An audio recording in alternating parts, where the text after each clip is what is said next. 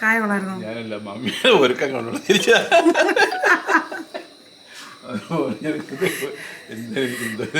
ഒരുങ്ങിയിട്ടില്ലല്ലോ, അമ്മി പനലായിട്ടിരിക്കുന്നു. ഹലോ, എല്ലാ കൂട്ടുകാർക്കും നമസ്കാരം. ഇന്ന് ഞാൻ ചെറിയൊരു വ്ളോഗാണ് കാണിക്കുന്നത്.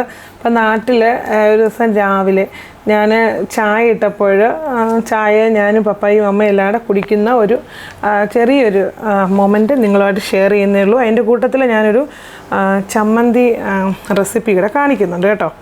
അപ്പോൾ ഞാൻ രാവിലെ എഴുന്നേൽക്കും. ഇപ്പോൾ ഇവിടെ ആയാലും നാട്ടിൽ ചെന്നാലും രാവിലെ 4:30 ആകുമ്പോൾ ഞാൻ എഴുന്നേൽക്കും. എന്നിട്ട് ഒരു 6:30 ആകുമ്പോഴത്തേക്ക് ചായ ഇടും കേട്ടോ.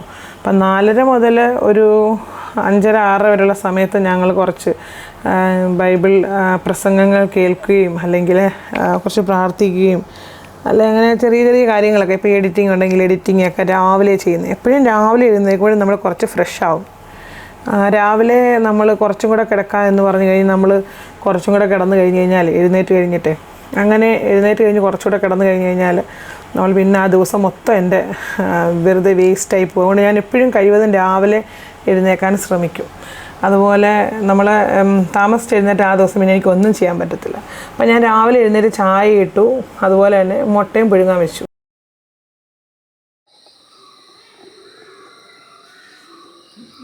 ചിരിക്കുന്നതിനപ്പേ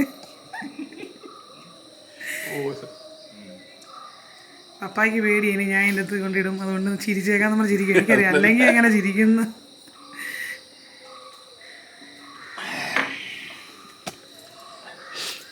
ചായ കൊള്ളായിരുന്നോ? ഞാനല്ല മമ്മിയുടെ ഒരുക്കം കൊണ്ടുള്ള തിരിച്ച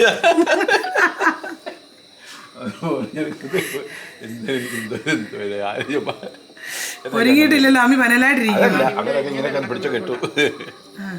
അതങ്ങനെ എല്ലാവരും അങ്ങനെ ഇല്ലയോ? അപ്പൊ സ്റ്റുഡിയോയിൽ പോയി ഫോട്ടോ എടുക്കാൻ നേരത്തെ എല്ലാവരും ഇങ്ങനെ ചെയ്യിക്കും, അതോ പെട്ടെന്ന് ഇത് ഒട്ടും മധുരിടാത്താണോ? മധുരിട്ടാൻ കൂട്ടിക്കുന്നു. മമ്മി മധുരിട്ടോ? ആണോ? എന്തിനാ ഇട്ടത്? ഞാൻ ഇടത്തില്ല. ഒറ്റ ഒരു ഏലക്ക ഇട്ടുള്ളൂ, ഒരേ ഒരു ഏലക്ക. ഏലക്ക ഇടത്തില്ലായിരുന്നു. രാവിലെ ഇഞ്ചി ചെത്താനൊരു മടി, അതുകൊണ്ട് ഞാൻ അങ്ങ് ഏലക്ക ഇട്ടതാണ്. ഇഞ്ചിയാണ് നല്ലത്. എപ്പോഴും ചായക്കകത്ത് ഇഞ്ചി ഇടണം. എന്താ അറിയോ? ഇഞ്ചി ഹാർട്ടിന് നല്ലതാണ്. ഈ നോർത്ത് ഇന്ത്യൻസൊക്കെ ഇഞ്ചി ഇട്ടേ ചായ കുടിക്കത്തുള്ളൂ. സത്യത്തിൽ നല്ലതായിട്ട് ചായ ഉണ്ടാക്കുന്നത് വെറുതെ ഉള്ള ചായ മതി. അവർ ഇഞ്ചി പാലിൻ്റെ പാട എടുത്തിട്ട് മുകളിൽ കട്ടയായിട്ടുള്ള നെയ്യ് കൂടും, അതവിടെ എടുത്തിടും. ആണോ? അതും ഇഞ്ചിയും ഏലക്കായും ഇട്ടാകും. ചായക്ക് ടേസ്റ്റ് കൂടും. അയ്യോ, ഭയങ്കര രുചിയാണ് ചായ. അവിടെ പാൽ ഇഷ്ടം പോലെ കിട്ടുന്നു. ഈ മെയ് മാസം മൊത്തം കൃഷിയാണ്. കൃഷി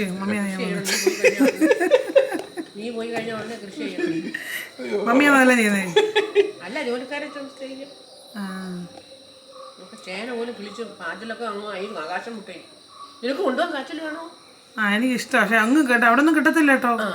കാച്ചിൽ കിട്ടത്തില്ല. ചേനയും ചേമ്പും കപ്പയും കിട്ടും. പക്ഷെ ഞാൻ വാങ്ങിക്കത്തില്ല, ഭയങ്കര വിലയാണ്. പണ്ടുണ്ടല്ലോ ചെന്ന സമയത്ത് അങ്ങ് സ്ഥിരമായിട്ട് കപ്പ വാങ്ങിക്കായിരുന്നു. 3 ദിനാറ് 4 ദിനാറൊക്കെ വെറുതെ കളയും. എന്തിനാ വെറുതെ അങ്ങനെ പൈസ കൊടുത്ത് വെറുതെ കളയുന്നു? അങ്ങനെ ഫ്രോസൺ കപ്പയും വാങ്ങിക്കുന്നത്, ഫ്രീസറിൽ വെച്ചിട്ട് ഇതാക്കുന്നത്. അതാകുമ്പോൾ ഓക്കെ. നമ്മുടെ അച്ഛൻ ഇങ്ങനെ ചായ ഇതുപോലെ കപ്പി കൊടുത്തപ്പോൾ ഇത്രയും വലിയ ചായ കപ്പി വേണ്ട. ചിലർക്ക് ഇഷ്ടമല്ല, ചിലർക്ക് ചെറിയ കപ്പ ഇഷ്ടം. കപ്പ എന്താണ് ചിരിക്കുന്നത്? അപ്പേ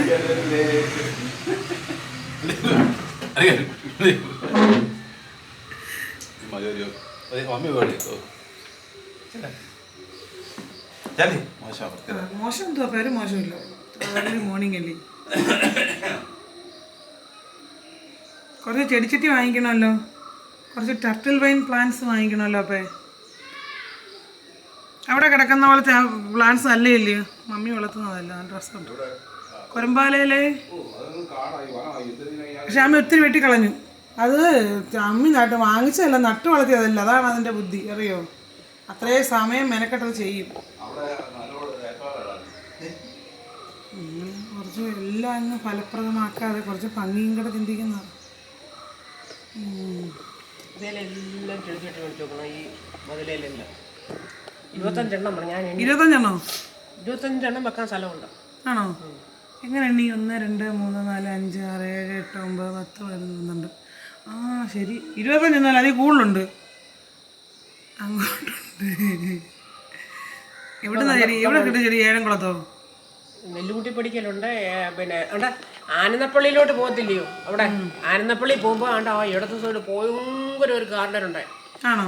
ആ പന്നുവഴിയിലോട്ട് പോകുന്ന ആ ഭാഗത്ത് അവിടെ എന്തോ വേണം, ഏത് സൈസ് കൊണ്ട് ചെടി. അപ്പം മരുന്നും കണ്ടോ എല്ലാം മേടിച്ചു വെക്കും.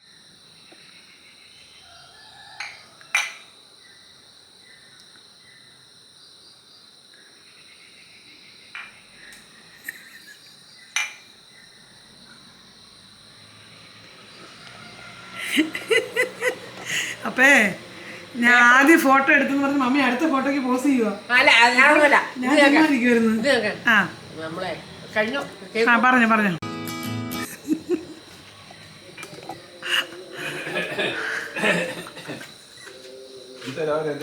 ഇന്നത്തെ സാധനം കേൾക്കുന്ന മാങ്ങ അപ്പൊ എവിടെ പോവാ?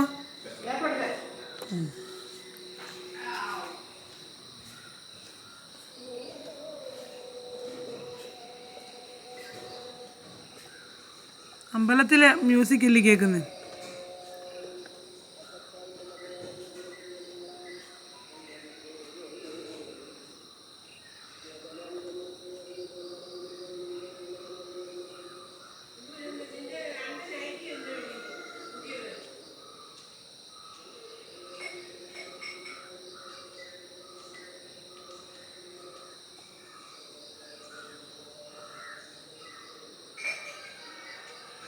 കോഴി, കാക്ക, വേറെന്തോ ചീവിയുടെ എല്ലാത്തിൻ്റെ സൗണ്ട് രാവിലെ ഉണ്ടല്ലോ.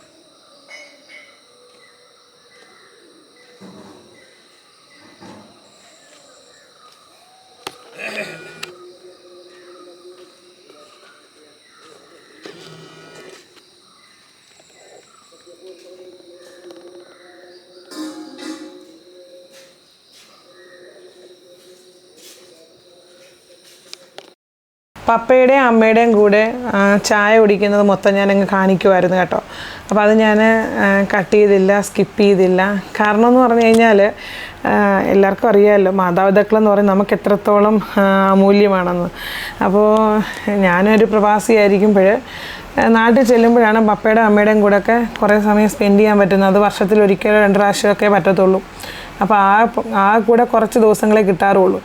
അപ്പോൾ എന്താ പറയുക, എനിക്ക് അവരുടെ കൂടെയുള്ള ആ ഒരു സമയം എന്ന് പറഞ്ഞാൽ അത് വളരെയധികം പ്രഷ്യസാണ്.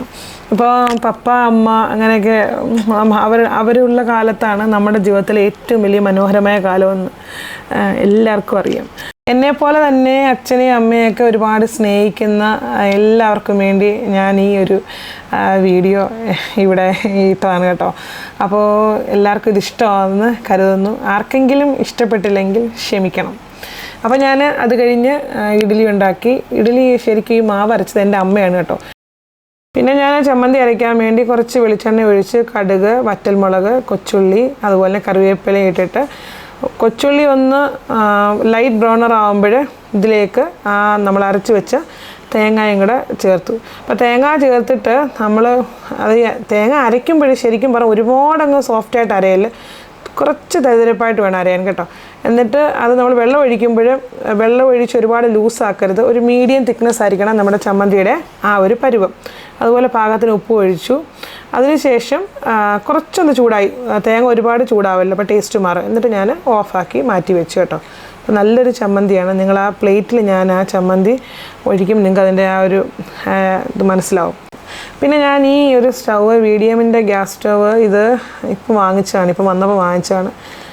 7000-ന് മുകളിലാണ് ഇതിൻ്റെ വില. പക്ഷെ നല്ലൊരു സ്റ്റൗവാണ് കേട്ടോ. ഞാൻ അതിനകത്ത് നിന്ന് തന്നെ വാങ്ങിച്ചതാണ്. അപ്പോൾ ഇത് വാങ്ങിക്കുന്നതിൻ്റെ വീഡിയോ ഒക്കെ ഞാൻ എടുത്തിട്ടുണ്ടായിരുന്നു, പക്ഷേ പറ്റിയില്ല നിങ്ങളെ കാണിക്കാൻ വേണ്ടി. അതങ്ങ് ഡിലീറ്റ് ആയിപ്പോയി.